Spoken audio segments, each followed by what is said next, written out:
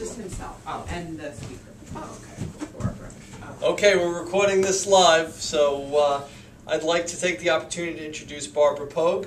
She is the head of the art department at Essex County College, and she's going to be sharing with us today the de-evolution of man. Barbara? Thank you. Hi. Perhaps I should just talk a little bit about myself. I'm not an expert in this field. I'm not an expert in biology or physical therapy or nutrition or anything like that. What I was in my 30s was sick a lot. So I decided that I was going to start reading books and I was going to change my diet. I had read Francis Moore Lapay's Diet for a Small Planet, so I was totally converted to vegetarianism. I took it one step further. I became a vegan, okay? I wouldn't even eat honey because that meant robbing the bees of their, it was just crazy. Well, anyway, I was a vegan for 15 years, and I was sick all the time.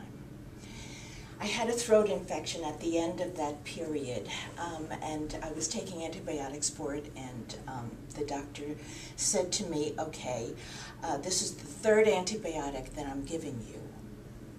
You should have been healed a long time ago. What do you eat? And I said, oh, I'm very healthy. I eat nothing but vegetables and grains and tofu and, all this kind of stuff. And he said, oh my God, go home at once and eat some liver. So I figured, okay, it's a prescription. I did. And it tasted so good. That started me eating meat. And then I got into Dr. Diadamo's The Eat Right for Your Type.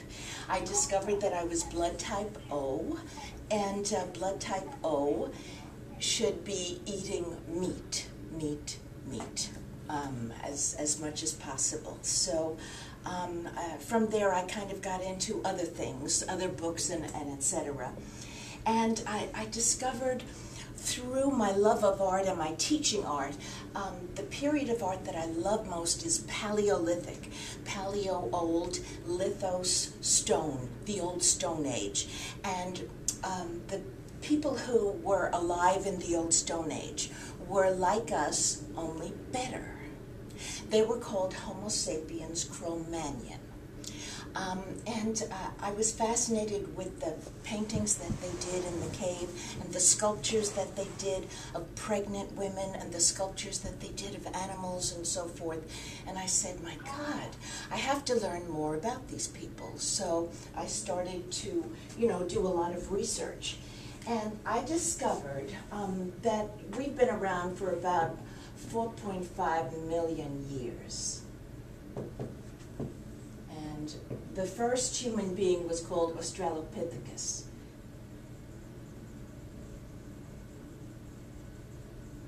And these people came from southern Africa. Australo means southern, so Australopithecus means southern proto-human, okay? And this is like 4.5 million years ago. So as human beings spread throughout Africa and then crossed over the land bridge that was at the toe of the boot of Italy into Europe and then crossed over into Asia and so forth, they underwent many, many changes, including the changes that gave rise to different races, okay? And along the way, they became the dominant species. And as they changed, instead of being called Australopithecus, they began to be called Homo, which is human.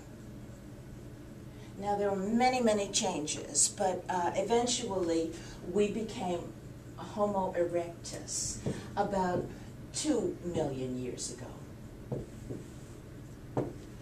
And interestingly enough, there was a branch that died out called Homo robustus. They never made it into the modern gene pool. They were total vegetarians.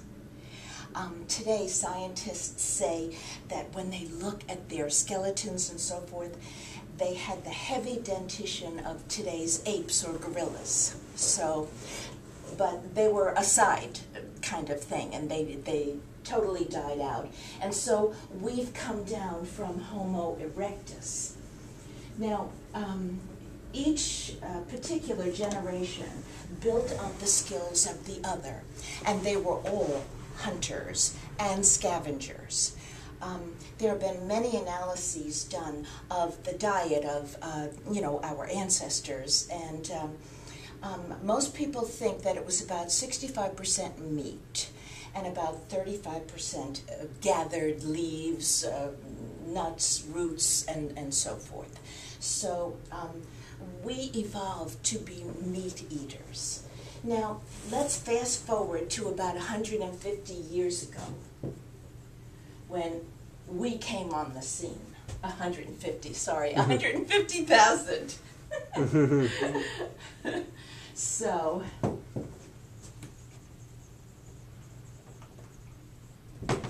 Homo sapiens Neanderthal. This was probably the best hunter of all times. Although maybe Cro-Magnon was the equal or what have you. But these were superbly adapted to the Ice Age. They used tools, naturally stone tools, bone tools, antlers. And the thing that I found interesting about them is that they buried their dead in a particular way, on the side with their hands underneath their head as if they were asleep. They took pains to crumble up a natural red clay called red ochre and rub that into the dead body so that they looked alive. They buried them, the women, with pieces of jewelry made out of saber-toothed tiger teeth, shells and antler, little bits of amber. Today, modern estimates are that those pieces of jewelry would have taken something like 20,000 man-hours to make, given the tools that they had at that time. So clearly their brains were highly evolved, and clearly they had a belief in the afterlife. Otherwise, why bury your dead? Mm-hmm. Well, at the end of the Ice Age, they had hunted the woolly mammoth and the cave bear almost to extinction. And when the climate changed and got a little bit warmer, then they were in turn supplanted by our immediate ancestors, the Homo sapiens Cro-Magnons. Now, in case you're wondering where these names come from, the first Neanderthal skeleton was found in the Neanderthal Valley of Germany, so that's why it took its name from that. And the first Cro-Magnon skeleton was found in a cave in France, so that's where they get their names from. Now, here's the interesting part. The Cro-Magnons were the ones who did all of the art. Okay, the Paleolithic or prehistoric art in the caves, the painting and the sculpture. And I always, when I was in school, we kept learning that every evolution of human beings was better, stronger, smarter, and we are the be-all and end-all. We are, of course, Homo sapiens. Sapiens. That's our designation. So, okay, if we're the be-all and end-all, then that must mean that those who came before us were less than we are. But once you get into the studies and so forth, you find out that that's not true. I'm going to read to you just a little bit from a couple of the books that I use, okay? Let me see. A Cro-Magnon would look like a rugby player. He would be taller than most males now and would be lean, muscular, and very powerful, a devastating athlete. He this is the part that really shocked me, he would also have a bigger brain than we have. All this can be inferred from Cro-Magnon skeletons, from the capabilities of contemporary hunter-gatherers, and through comparisons between other animals living in the laboratory and in the wild.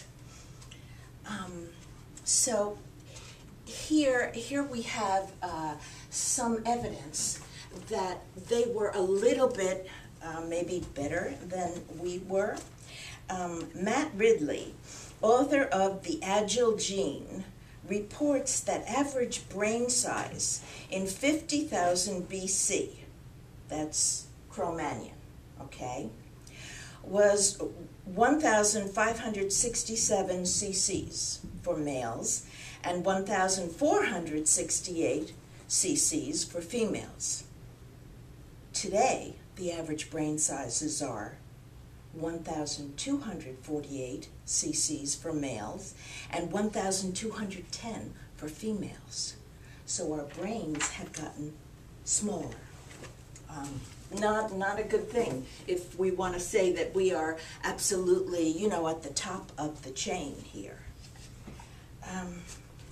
Our primitive ancestors, whether hunters or hunter-gatherers, by all accounts lived fairly prosperous lives, at least by their standards. Now, this is in direct contradiction to what I learned.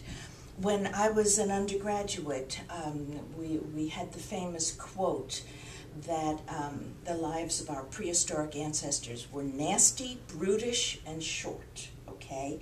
But now they're finding out that it's quite different. They lived in small, closely knit groups, and compared to the early farmers that followed them, they had much better health, greater stature, more children reaching maturity, and a longer lifespan. Turning to an agricultural existence forced the reliance on fewer numbers of foods, and since no single plant food provides a full complement of all the nutrients we need, many people suffered nutritional deficiencies. And if the crop failed, famine set in, an experience foreign to most of the hunter-gatherer populations, who would follow the game and kill it on its feet. It was not all that advantageous. Most of the infectious diseases that have caused so much misery throughout history, smallpox, cholera, tuberculosis, and a host of other bacterial and viral infections, became problems only after the advent of the agriculture and the development of cities. Now, so what are we talking about?